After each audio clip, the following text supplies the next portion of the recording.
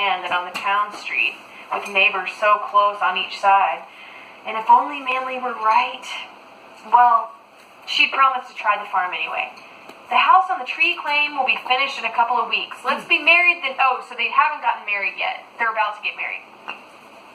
Let's get married the next week. And it will be the last week in August and before the rush of harvest begins. Let's just drive over to Reverend Brown's house and then go home to our new house. But Laura objected to this because she would not be paid for the last month of her school teaching until October and needed the money for clothes. What's the matter with the clothes you have? Manly asked. You always look nice, and if we're married suddenly, that way we won't need fine clothes. Oh, so he's telling her to get married, like... No. Elope kind of thing, Dad? Mm-hmm.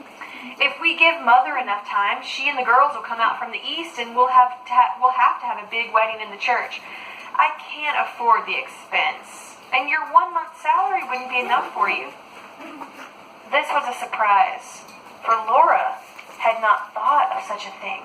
In the wild new country, the folks back east never seemed to be real, and certainly were not considered in the making of plans.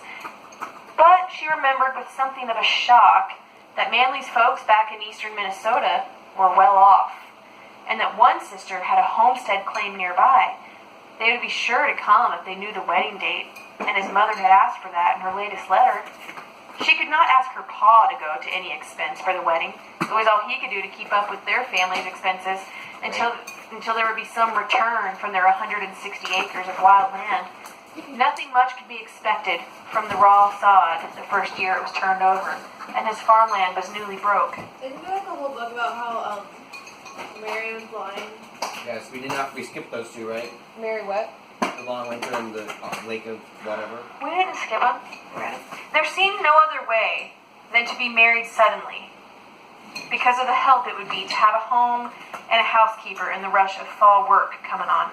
Manly's mother would understand and not